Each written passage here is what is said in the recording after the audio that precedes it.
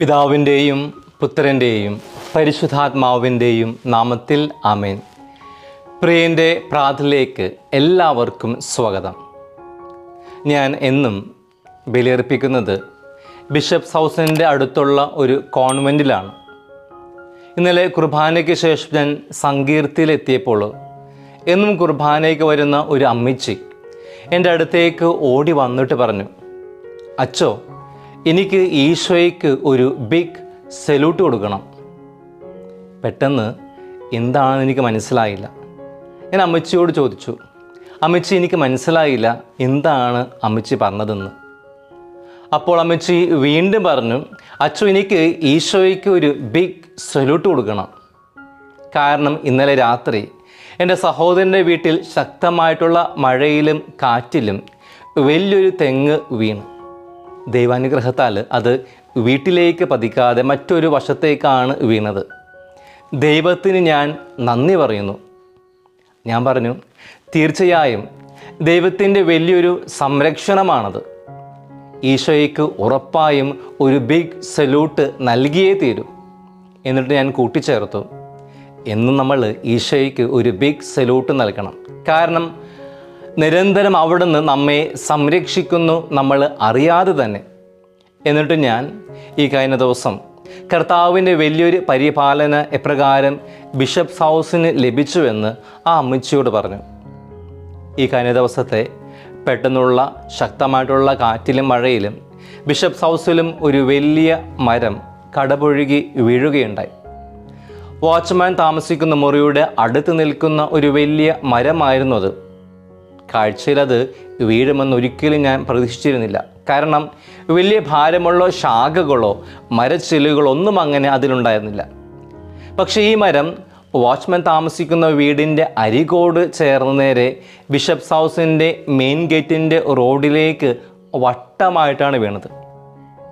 ദൈവം സഹായിച്ച് ആ സമയത്ത് ബിഷപ്സ് ഹൗസിലേക്ക് വാഹനങ്ങളോ ആളുകളോ ഒന്നും തന്നെ വന്നില്ല. ആ വൻമരം വാച്ച്മാൻ താമസിക്കുന്ന വീട്ടിലേക്കും വീണില്ല. ആ നേരം അദ്ദേഹം വീടിൻ്റെ അകത്തുമുണ്ടായിരുന്നു. പക്ഷെ ആർക്കും ഒരു ഉപദ്രവം വരുത്താതെ അത് സൈഡിലൂടെ റോഡിലേക്കാണ് വീണത്.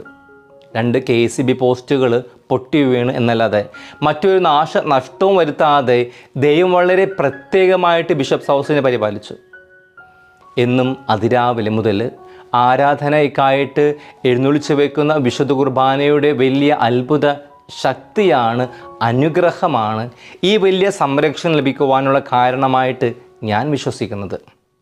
ഈ വലിയ പരിപാലനയെ ഓർത്ത് ഞാൻ ഈശോയ്ക്ക് ഒരു ബിഗ് സല്യൂട്ട് നൽകുകയാണ്. അങ്ങനെ നമ്മുടെ ജീവിതത്തിൽ നിരവധി കാര്യങ്ങളുണ്ട്. നമ്മൾ അറിഞ്ഞും അറിയാതെയും ദൈവം നമ്മളെ പരിപാലിക്കുന്ന വ്യത്യസ്തമായിട്ടുള്ള രീതികൾ. ഇവിടെയെല്ലാം ഒരു ബിഗ് സല്യൂട്ട് നൽകുവാൻ പലപ്പോഴും നമ്മൾ മറന്നു പോകാറുണ്ട്. ചെറുതും വലുതുമായിട്ടുള്ള കാര്യങ്ങൾക്ക് പോലും ഈശോയ്ക്ക് ഒരു ബിഗ് സല്യൂട്ട് നൽകുവാനായിട്ട് നമുക്ക് സാധിക്കണം. ഈ കഴിഞ്ഞ ഞായറാഴ്ച പ്രാദേശിക സഭയായ കോഴിക്കോട് അതിരൂപതയ്ക്ക് ഒരു ചരിത്ര നിമിഷമായിരുന്നു. ചരിത്ര താളുകളിൽ സുവർണ ലിപികളാൽ ആലേഖനം ചെയ്യപ്പെട്ട ഒരു ദിനമായിരുന്നു 2025 മെയ് 25. കോഴിക്കോട് അതിരൂപതയുടെ ഔദ്യോഗിക സ്ഥാപനവും പ്രഥമ മെത്രാപ്പൊലിത്തയായിട്ടുള്ള വർഗീസ് ചക്കാലക്കൽ മെത്രാപ്പൊലിത്തയുടെ സ്ഥാനരോഹണവുമായിരുന്നു അന്ന്. അതിനും ഈശോയ്ക്ക് ഒരു ബിഗ് സല്യൂട്ട് നൽകുകയാണ് ഞാൻ. ഇന്നേ ദിനം വളരെ പ്രത്യേകമായിട്ട് ഈശോയ്ക്ക് ഒരു ബിഗ് സല്യൂട്ട് നൽകേണ്ട ദിവസമാണ്. കാരണം ഈശോ തൻ്റെ ദൗത്യം പൂർത്തിയാക്കി സ്വർഗത്തിലേക്ക് കയറിപ്പോയ ദിനമാണെന്ന്. അതിൻ്റെ ഓർമ്മ തിരുനാൾ നമ്മൾ കൊണ്ടാടുകയാണ്. കത്തോലിക്ക തിരുസഭ ഇന്നേ ദിനം കർത്താവിൻ്റെ സ്വർഗാരോഹണ തിരുനാൾ സാഘോഷം കൊണ്ടാടുകയാണ്. ഈശോ സ്വർഗത്തിലേക്ക് കയറിപ്പോയി, അതാണ് സ്വർഗാരോഹണം. നമുക്കറിയാം, സ്വർഗാരോപണം എന്ന മറ്റൊരു തിരുനാൾ കൂടി സഭ ആഘോഷിക്കാറുണ്ട്. അത് പരിശുദ്ധ അമ്മയുടെ തിരുനാളാണ്. പരിശുദ്ധ അമ്മ ഉടലോടുകൂടെ സ്വർഗത്തിലേക്ക് എടുക്കപ്പെട്ടതാണ് സ്വർഗാരോപണ തിരുനാൾ. സ്വർഗാരോഹണമാകട്ടെ, അത് കർത്താവായിട്ടുള്ള ഈശോ സ്വർഗത്തിലേക്ക് കയറിപ്പോയി, അതാണ് സ്വർഗാരോഹണ തിരുനാൾ. രണ്ടും രണ്ടാണ്. ഇന്നേ ദിനം കർത്താവ് യേശുമിശിഹായ്ക്ക് ഒരു ബിഗ് സല്യൂട്ട് നൽകുവാനുള്ള കാരണം അവിടുന്ന് തൻ്റെ ദൗത്യം പൂർത്തിയാക്കി സ്വർഗത്തിലേക്ക് കയറിപ്പോയതുകൊണ്ടാണ്. ദൈവപുത്രനായിട്ടുള്ള ഈശോനാഥൻ പിതാവായ ദൈവത്തിൻ്റെ ഹിതം നിറവേറ്റിക്കൊണ്ട് തന്നെ ഏൽപ്പിച്ച ദൗത്യം പരിപൂർണമായിട്ടുള്ള വിശ്വസ്ത പുലർത്തിക്കൊണ്ട് പൂർത്തിയാക്കി. അതെ, 100% വിശ്വസ്ത പുലർത്തിക്കൊണ്ട് പിതാവിൻ്റെ ഹിതം, പിതാവിൻ്റെ ദൗത്യം അവിടുന്ന് പൂർത്തിയാക്കി. കർത്താവ് ഈശോ മിശിഹായുടെ സ്വർഗാരോഹണ തിരുനാൾ നമുക്ക് നൽകുന്ന ആദ്യത്തെ സന്ദേശം, ഈശോയെപ്പോലെ നമ്മളെ ഏൽപ്പിച്ചിരിക്കുന്ന ചെറുതും വലുതുമായിട്ടുള്ള ദൗത്യങ്ങൾ, ഉത്തരവാദിത്തങ്ങൾ 100% വിശ്വസ്തയോടെ ചെയ്യുവാനാണ്. 100% അർപ്പണ മനോഭാവത്തോടു കൂടി ചെയ്യുവാനാണ്. മൺമറിഞ്ഞു പോയ ഫ്രാൻസിസ് പാപ്പയുടെ 3ാമത്തെ അപ്പോസ്തലിക പ്രബോധനമാണ് ഗൗദാത്തെ എത് എക്സുൽത്താത്തെ, റിജോയ്സ് ആൻഡ് ബി ഗ്ലാഡ്, ആനന്ദിച്ച് ആഹ്ലാദിക്കുക. ഈ അപ്പോസ്തലിക പ്രബോധനത്തിലൂടെ പാപ്പ നമുക്ക് നൽകുന്ന ഒരു പ്രബോധനം, നമ്മൾ എല്ലാവരും ആനന്ദിക്കണം, ആഹ്ലാദിക്കണമെന്നാണ്. അതിന് കാരണമായിട്ട് പാപ്പ പറയുന്നത്, നമ്മളെല്ലാവരും വിളിക്കപ്പെട്ടിരിക്കുന്നത് ഒരു വിശുദ്ധനാകുവാനാണ്, വിശുദ്ധയാകുവാനാണ്. അപ്പോസ്തലിക പ്രബോധനത്തിൽ വിശുദ്ധരാകുവാനായിട്ട് പാപ്പ മുന്നോട്ട് വെക്കുന്ന 5 മാർഗങ്ങളിൽ ഒന്ന്, നമ്മുടെ അനുദിന ജീവിതത്തിലെ കർത്തവ്യങ്ങൾ, ഉത്തരവാദിത്തങ്ങൾ 100% പ്രതിബദ്ധതയോട് ചെയ്യുക എന്നതാണ്. 100% അർപ്പണ മനോഭാവത്തോടു കൂടി ചെയ്യുക എന്നതാണ്. 100% വിശ്വസ്തയോടുകൂടെ ചെയ്യുക എന്നതാണ്. അപ്പോസ്തലിക പ്രബോധനത്തിൽ പാപ്പ ഇപ്രകാരം പറയുന്നുണ്ട്, നിങ്ങൾ വിശുദ്ധരാകുവാൻ ഒരു ബിഷപ്പോ പുരോഹിതനോ സമർപ്പിതരോ ആകേണ്ടതില്ല. ചില ക്രിസ്ത്യാനികളെ മാത്രം പദവിയല്ല ഇത്. എല്ലാവരും വിശുദ്ധരാകുവാനായിട്ട് വിളിക്കപ്പെട്ടിരിക്കുന്നു. അടുത്ത വീട്ടിൽ വിശുദ്ധന്മാരുമുണ്ടെന്ന് ഫ്രാൻസിസ് പാപ്പ പറഞ്ഞു വയ്ക്കുന്നുണ്ട്. പൂർണ്ണ പ്രതിബദ്ധതയോടുകൂടി ജീവിതം നയിക്കുന്ന ആളുകൾ അതിന് ഉദാഹരണമാണ്. കുടുംബത്തിൽ പിതാവ് മക്കളെ വളർത്തുന്നതിൽ തൻ്റെ കടമകളോട് 100% പ്രതിബദ്ധത പുലർത്തിക്കൊണ്ട് ഒരു നല്ല പിതാവായിട്ട് മാറുവാൻ സാധിക്കും. അതുപോലെ തന്നെ ഒരമ്മ കുട്ടികളെ വളർത്തുന്നതിൽ 100% വിശ്വസ്ത പുലർത്തിക്കൊണ്ട് ഒരു നല്ല അമ്മയായിട്ട് മാറുവാനായിട്ട് സാധിക്കും. അതുപോലെ തന്നെ മക്കൾ അവരേൽപ്പിച്ചിരിക്കുന്ന കടമകൾ 100% അർപ്പണ മനോഭാവത്തോടു കൂടി നിറവേറ്റിക്കൊണ്ട് നല്ല മക്കളായി മാറുവാനും സാധിക്കും. ഇങ്ങനെ 100% അർപ്പണ മനോഭാവത്തോടുകൂടെ, 100% പ്രതിബദ്ധതയോടുകൂടെ, 100% വിശ്വസ്തയോടെ കർത്തവ്യങ്ങൾ, ഉത്തരവാദിത്തങ്ങൾ നിറവേറ്റുമ്പോൾ നമ്മളും വിശുദ്ധരായിട്ട് മാറും. ഈശോയെപ്പോലെ ദൗത്യം പൂർത്തീകരിക്കുന്ന വ്യക്തികളായിട്ട് നമ്മളെല്ലാവരും മാറും. അങ്ങനെ ഈശോയ്ക്ക് ഒരു ബിഗ് സല്യൂട്ട് കൊടുക്കുവാനൊക്കെ ആയിട്ട് നമുക്കും സാധിക്കും. രണ്ടാമതായിട്ട് സ്വർഗാരോഹണത്തിന് നമുക്ക് നൽകുന്ന സന്ദേശം, നമുക്ക് എല്ലാവർക്കും പോകുവാനായിട്ട് ഒരു ഇടമുണ്ട് എന്നാണ്. നിത്യമായിട്ടുള്ള ഇടമുണ്ടെന്നാണ്. സത്യമാണ്. ആ ഇടമാണ്, നിത്യമായ ഇടമാണ് സ്വർഗം. ആ നിത്യമായിട്ടുള്ള ഇടത്തിലേക്കാണ് ഈശോ കയറിപ്പോയത്, സ്വർഗത്തിലേക്ക്.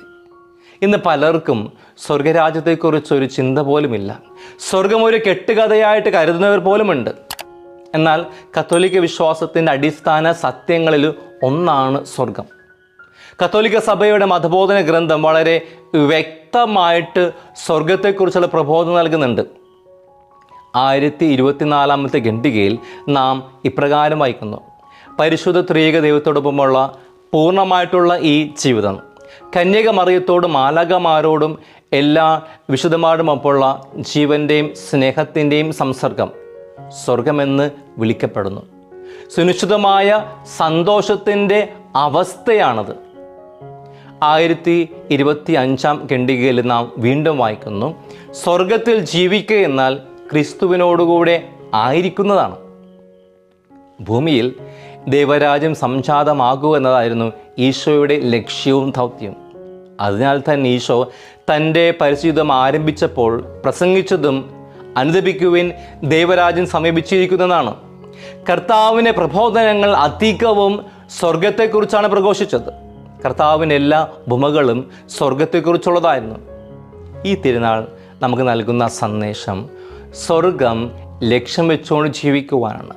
നമുക്കായിട്ട് സജ്ജമാക്കിയിരിക്കുന്ന ഒരു ഇടം ഉണ്ടെന്നും ആ ഇടം ലക്ഷ്യം വെച്ചുകൊണ്ട് ജീവിക്കുവാനുമാണ്.